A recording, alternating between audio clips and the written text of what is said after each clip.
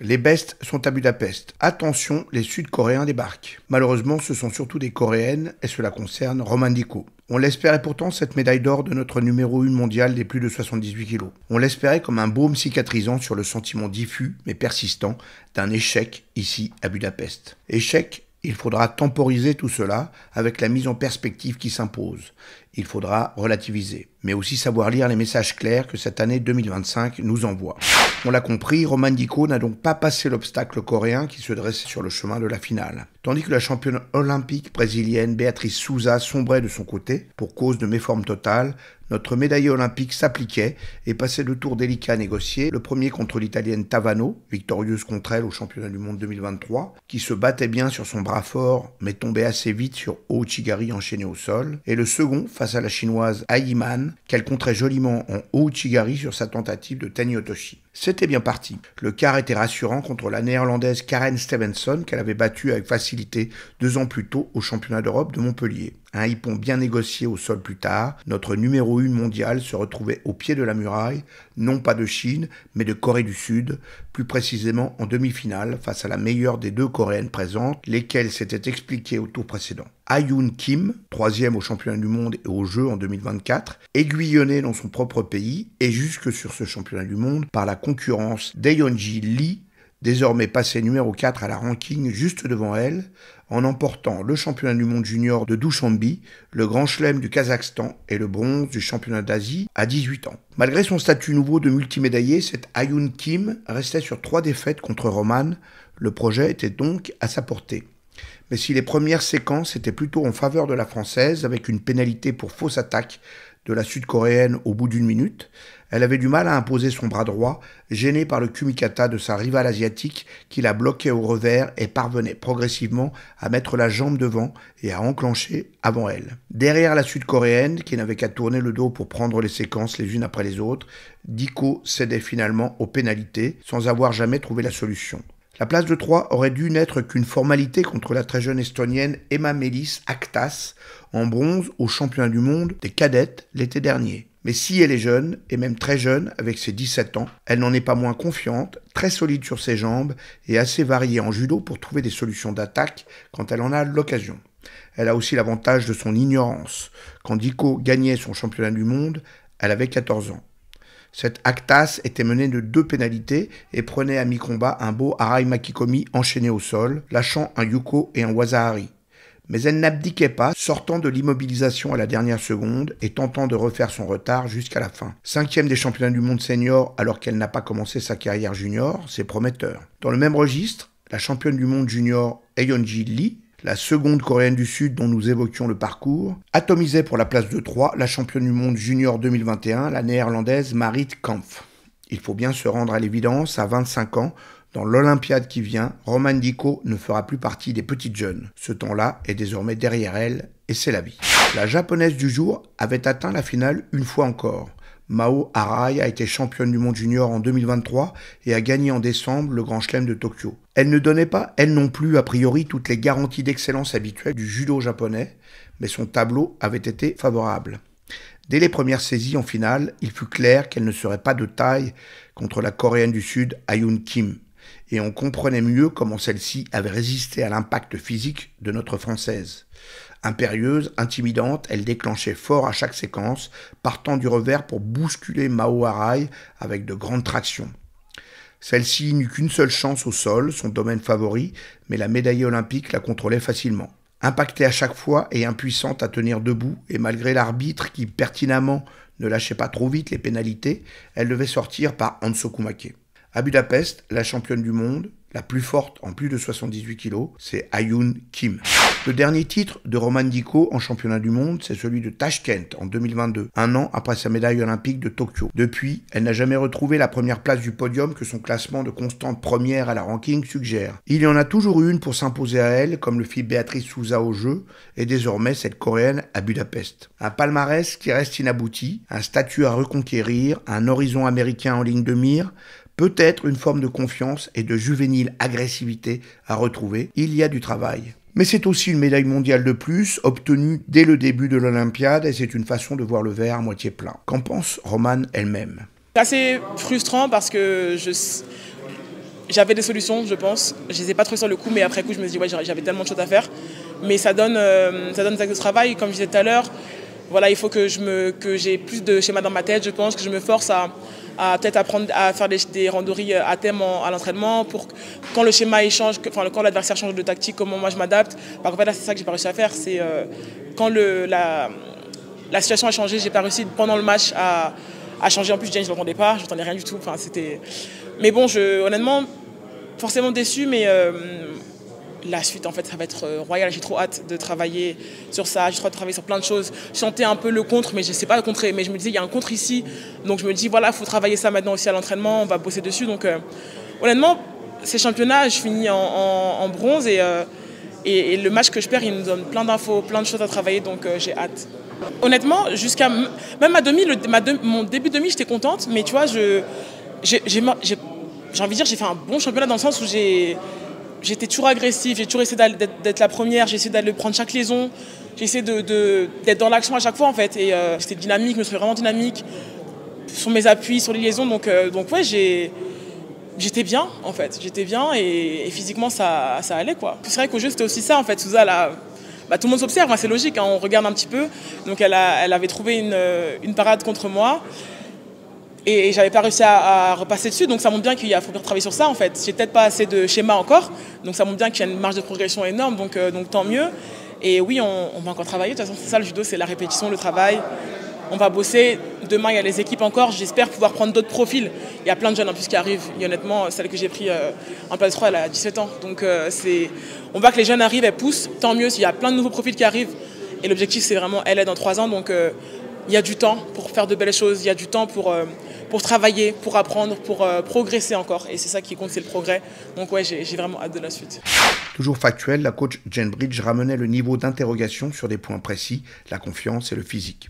Je trouvais qu'elle était moins agressive, on va dire. Est-ce que c'est le physique ou est-ce que mentalement, vu elle n'arrivait pas à monter, ça l'a désespérée un petit peu. Peut-être ça lui faisait un peu peur. Du coup, on n'avait pas cette agressivité qu'on a l'habitude de voir. Donc il faut creuser ça. Contre la chinoise qui est forte et qui a essayé vraiment de la rentrer dans la distance. Elle a réagi bien, super outil. Ses passements au sol, quand elle a glissé pour passer la jambe, c'est très habile. C'est des athlètes qui sont assez lourdes, mais malgré ça, très habile et dans les sensations aussi. Elle apprend et puis elle est très frustrée parce qu'elle dit « mais je n'ai pas trouvé la solution, je ne comprends pas pourquoi ». Donc ça, c'est toujours bien parce que ça encourage les athlètes à chercher des solutions. D'ailleurs, elle a envie de la prendre en équipe et on pourrait les prendre. Donc elle va déjà commencer à travailler sur elle. On espère dans le combat contre la Corée. Elle a déjà commencé à travailler au revers et ça c'est une très bonne solution justement pour garder la distance et gérer la distance entre elle et l'adversaire. Donc c'est une piste qu'on a déjà commencé à explorer. L'entraîneur du PSG, Baptiste Leroy, travaille avec la meilleure lourde française depuis novembre. Il explique ce qui a sans doute manqué et se projette aussi dans un cadre plus large sur ce qu'il faut peut-être faire évoluer pour que l'équipe de France féminine reste à un niveau conforme à son statut. Aujourd'hui, les Romane, mais ça vaut pour toute l'équipe féminine, hein, si je peux me permettre, c'est qu'elles ont eu peut-être 10 belles années ou 15 belles années sur des capacités physiques extraordinaires par rapport à la concurrence. Et que là, c'est le deuxième point, c'est qu'on voit en place de 3 une Estonienne qui a 17 ou 18 ans, des Coréennes qui ont entre 18 et 20 ans, la Chinoise qui a 20 ans. Ça va arriver de partout avec le développement du judo féminin et donc des filles comme Romane qui sont encore jeunes quand même, hein, 25-26 ans dans le judo féminin et chez les plus de 78, c'est très jeune, mais il va falloir qu'elles soient un virage, soient un tournant de leur carrière et maintenant qu'elles développent d'autres capacités, techniques surtout techniques, tactiques, que tout ce qu'elles ont fait pendant 10 ou 15 ans, maintenant les autres nations arrivent à s'adapter et à les contrôler sur des gros championnats. Sur les autres compétitions du circuit, les adversaires étrangères donnent pas la même opposition que sur les grands championnats, les mondes ou les JO. Parce que voilà, ils savent qu'elles vont ressortir et elles ne peuvent pas tout donner sur de multiples compétitions. Donc on voit qu'elles se réservent tactiquement pour le jour de la compétition, j'allais dire ultime, soit les mondes, soit les jeux. Et que maintenant voilà, il va falloir anticiper, que les adversaires anticipent ce que nous on fait aussi. Donc ça va être super intéressant. Romane l'a compris, je pense elle a vu qu'en fait c'était pas un accident Paris. C'était pas un accident, c'était que techniquement elles étaient peut-être toutes, parce qu'il n'y a pas qu'elles, un peu arrivées à une limite, et que maintenant il faut presque repartir à zéro techniquement pour justement que leur qualité physique redevienne un atout au service de la technique. Popcorn, bonbons, chocolat glacé, on pouvait sans pression, hélas, assister au show des poids lourds masculins, devenu l'un des spectacles les plus prisés d'un grand championnat, et cela même quand Teddy Riner n'y est pas. Le Russe Stassoyev d'un côté, dans son inimitable registre fait de corps à corps puissant et de rotation classe, tous les autres de l'autre. Dans les prétendants au statut de tombeur du grand absent de l'été dernier au championnat du monde comme aux Jeux, leur némésis à tous, on voyait rapidement s'exprimer l'intenable coréen Kim, champion du monde et vice-champion olympique derrière Teddy Riner tout de même, petite boule de bowling tout en séoinage classique et en kataguruma. Mais aussi le géorgien trublion des Jeux, le musculeux vice-champion du monde Guram Tushishvili, tandis que le représentant japonais Yoga Ota offrait l'un des plus beaux gestes du jour, un Uchimata Gaishi tout en levage de jambes, mais tombait avant même l'écart face au mongol Batkuyag. C'est en contrant habilement son sasae que Tushishvili se vengeait de sa finale passée contre le coréen Kim en demi-finale, lequel avait écarté en quart le héros national tchèque, très applaudi ici, Łukasz Kerpalek et ses 34 ans, capable encore d'éliminer au sol le médaillé mondial et olympique 2024, l'Ouzbek Yusupov. Du côté du bûcheron russe, le plus grand danger était sans doute son compatriote Bachayev en quart, auquel il arrachait un petit yuko en contre, tandis que le grand Tadjik Rakimov, médaillé mondial et olympique lui aussi, ne résistait pas à son Uchimata en demi. Le Tadjikistan, une nation en forme, puisque ce Rakimov remontait ensuite un Wazahari à l'Azerbaïdjanais Kokaori, qu'il collait sur le dos à 8 secondes de la fin en haut Sotogari pour une médaille de bronze, offrant ainsi au pays la dernière pierre du meilleur résultat de son histoire, une finale et 2 troisièmes places. En finale, Guram le géorgien se faisait tacticien contre l'ours Stassoyev, pesant sur le bras fort du russe, qui perdait patience et se lançait dans un mouvement de hanche trop ambitieux, contré pour Yuko. Tushishvili, vainqueur inattendu? Non, car Inal Stassoyev est vraiment le plus fort en 2025 et de loin. À l'entrée de la dernière minute, il obligeait le grand Tushishvili à assumer une saisie haute et le collait pour un Isaguruma qui valait Wazahari. Encore une occasion ratée pour le plus costaud des Géorgiens qui reste sur une unique victoire mondiale en 2018 et perd sa seconde finale de rang. Il n'obtient pas ce second titre qu'il était manifestement venu chercher. C'est le cas en revanche pour Stassoyev, en théorie déjà détenteur d'une médaille d'or mondiale, mais offerte après coup, après avoir perdu sur le tapis face à Teddy Riner en 2023. Il estimait quant à lui que ce titre mondial de Budapest 2025 était sa première grande victoire. Ну вот видите, вы говорите 2 чемпиона. Vous parlez de 2 titres de champion du monde, mais pour moi, voilà ce que je ressens. Les statistiques disent bien que je suis double champion du monde, mais intérieurement, je suis devenu champion du monde aujourd'hui. Я счастлив. Je suis heureux. C'est rare que je dise ça, mais aujourd'hui, je l'ai dit au moins 5 fois. Je suis vraiment heureux.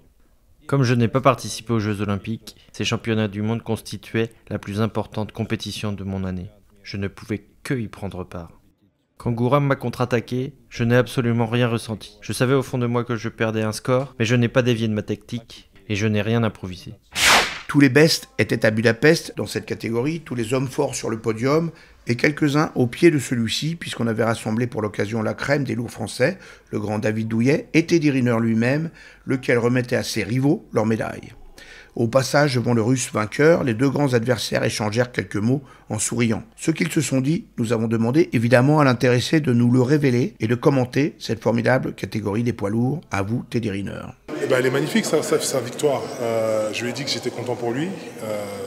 Félicitations. Et que c'était mérité. Il m'a invité à revenir sur la scène. Je lui ai dit laisse-moi le temps de m'entraîner. Chaque chose son temps. Ben oui, forcément, c'est pas un petit combattant, on est d'accord. Il fait bien judo, il est aujourd'hui, je pense, numéro 1 mondial dans la ranking list. Il y a lui, mais il n'y a pas que lui, il ne faut pas dire ça. Il y a un top 10 qui est là. Alors oui, c'est peut-être Aujourd'hui, sur l'année, quand on fait le constat, il a gagné pratiquement, je crois, tous les tournois et a gagné le championnat du monde. Donc oui, on peut dire que aujourd'hui c'est lui, mais il ne faut pas dire qu'il n'y a personne. Il y a du monde. Il y a du monde. Si on regarde les podiums, à chaque fois c'est les mêmes. Donc sur l'Olympiade, c'est pas dit que ça gagne tous les. Voilà, il ne faut pas dire ça. Aujourd'hui, ça a été l'ultra favori. Mais je dirais qu'il y a un top 5 qui était déjà là sur les phases finales. Et on le sait tous, les Jeux Olympiques, ça reste les Jeux Olympiques, c'est le plus grand événement. Et jusqu'à la dernière seconde, dans la dernière minute, il faut être concentré et rester focus. Ouais. Et nous sommes en mesure de confirmer que l'échange entre Teddy Riner et Inal Tassoyev concernait bien l'absence du français par la bouche même du nouveau champion du monde, avec les 4 seuls mots d'anglais qui sont sortis à l'occasion de son débrief médiatique. Where are you, Teddy? Where are you? Где ты? La cendre est encore chaude et retombe à peine sur ces championnats du monde individuels 2025, désormais silencieux. Il est encore un peu tôt pour les commenter, à la veille d'un par équipe qui prend de plus en plus d'importance et que la France aimerait emporter pour la première fois face au Japon, mais qui sera contesté par des équipes de plus en plus redoutables, à commencer par les Russes, qui ont déjà signé en individuel leur meilleure performance historique, pas de médaille féminine, mais un carton impressionnant chez les hommes, 3 titres et 2 médailles de bronze, quasiment l'équivalent de leur réussite des Jeux de Londres, rappelons-le, avec 3 titres, 1 médaille d'argent, 1 de bronze. On peut déjà faire le constat que la France a encore perdu une place en ce dernier jour, malgré cette dernière médaille de bronze. Elle est dominée, comme tout le monde, par une nation japonaise qui étonne encore par sa constance dans l'excellence, 6 titres pour 10 finalistes, 14 médailles pour 18 engagés, soit sa meilleure performance depuis Bakou 2018, qui préparait alors le triomphe des Jeux de Tokyo.